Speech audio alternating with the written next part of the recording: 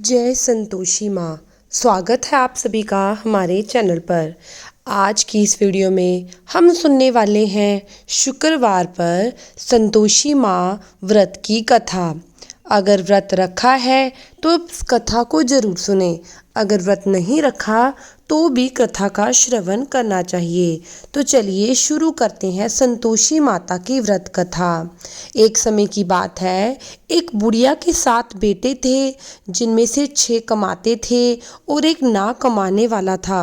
वह बुढ़िया 6 बेटों को अच्छा खाना बनाकर खिलाती और 7वें बेटे को उन सबका बचा कुचा जूठा खाना खिलाती।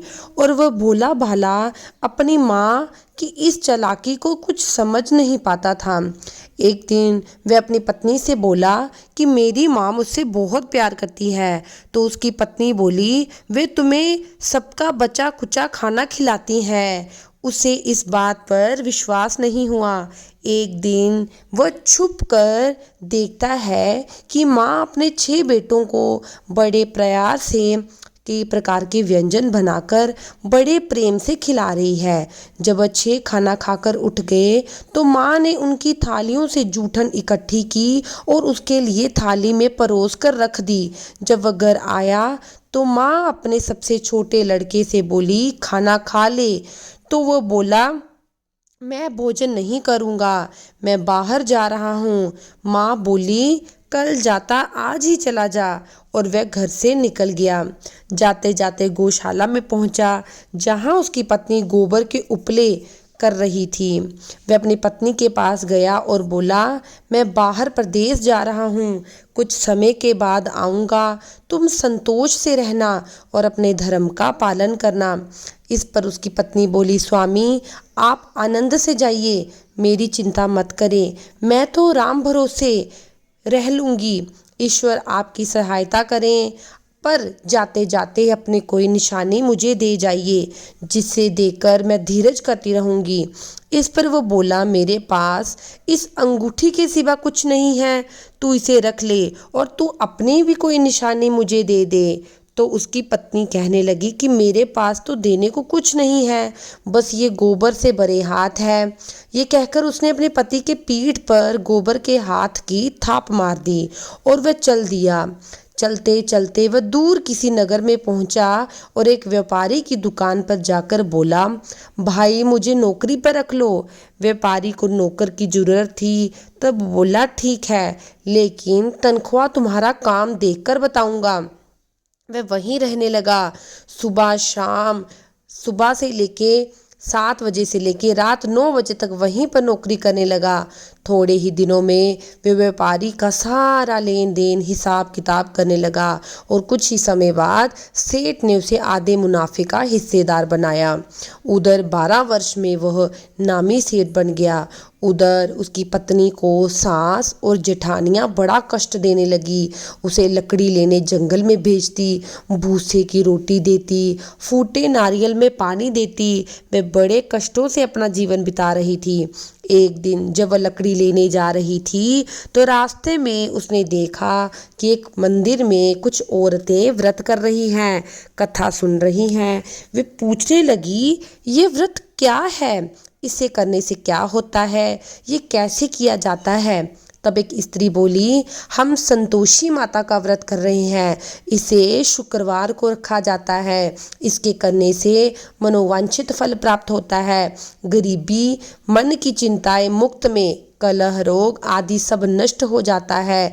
जिसके पास संतान नहीं है उसे संतान सुख मिलता है, जिसके पास धन नहीं है उसे धन मिलता है और शांति मनपसंद वर मिलता है। और अगर पति दूर गया है तो दूर गए पति के दर्शन होते हैं। उन्होंने उस व्रत की विधि बता दी। उसने रास्ते में सारी लकड़ियां बेच दी और उन पैसों से गुड़ और चना खरीद लिया और व्रत की तैयारी करने लगी। वह संतोषी माता के मंदिर में पहुंची और माता से दुखी होकर विनती करने लगी, माँ मैं अज्ञानी हूँ, बड़ी दुखी हूँ, आपकी शरण में हूँ, मेरा दुख दूर करो माँ। हाँ, अब हर शुक्रवार वह ऐसा ही करती। एक दिन माता को उस पर दया आई एक शुक्रवार उसके पति का पत्र आया। अगले शुक्रवार को पति का भेजा हुआ धन उसे मिला। अब वह माता के मंदिर में गई, माता के चरणों में गिरकर रोने लगी और बोली, माँ मैंने पैसे कम मांगे थे, मुझे तो मेरा सुहाग चाहिए। मैं तो अपने स्वामी के दर्शन और सेवा करना चाहती हूँ। तब संतोषी माता ने प्रसन्न होकर कहा, जा बेटा, तेरा पति जल्द ही आएगा। और वह प्रसन्न होकर घर चली गई और काम काज में लग गई। उधर संतोषी माता ने उसके पति को सपने में दर्शन दिए और उसे पत्नी की याद दिलाई और घर जाने को बोला। वह बोला, माँ मैं कैसे जाऊँ, परदेश की बात है, लेन देन के कई हिसाब बाकी हैं। माँ बोली, सवेरे उठकर मेरा नाम लेकर घी का दीपक जलाना, फिर स्थान पर बैठना। सवेरे उठकर उसने वैसा ही किया। देखते देखते सारा लेन देन साफ हो गया, धन का ढेर लग गया। वह खुश होकर घर की ओर रवाना हो गया। उधर उसकी पत्नी रोज लकड़ियां लेने जाती, संतोषी माता की पूजा अर्चना करती। एक दिन वो बोली, माँ ये धूल कैसी उड़ रही है। माँ बोली, बेटी तेरा पति आ रहा है, तू लकड़ियों के 3 गट्ठे बना, एक नदी के किनारे रख, एक यहाँ रख और तीसरा अपने सर पर रख ले। तेरे पति के दिल में उस लकड़ी के गट्टे को देखकर मोह पैदा होगा और घर जाकर आवाज लगाना, सासू जी लकड़ियों का गट्ठा लो, भूसे की रोटी दो, फूटे नारियल में पानी दो, ये मेहमान कौन आया है। उसने वैसा ही किया। घर गई, आंगन में लकड़ियों के गट्ठे रखकर बोली, सासू जी लकड़ियों का गट्ठा लो, भूसे की रोटी दो, फूटे नारियल के पानी दो, आज कौन मेहमान आया है। ये सुनकर सास दौड़ी दौड़ी बाहर आई और अपने कष्टों को बुलाने के लिए कहने लगी, बेटी तेरा पति आया है, आ मीठा भात खा, भोजन कर, गहने और कपड़े पहनने। इतने में उसका पति बाहर आया और उसके हाथ में अपनी अंगूठी देखकर माँ से पूछने लगा, माँ ये कौन है। माँ बोली, बेटा ये तेरी बहू है, पूरे 12 बरस हो गए ये दिन भर घूमती फिरती है, कोई काम काज नहीं करती, तुझे देखकर नखरे कर रही है। माँ बोली, मैंने तुम्हें भी देखा, तुम दोनों को देख लिया। माँ मुझे दूसरे घर की चाबियाँ दो, मैं उसमें जाके रहूँगा।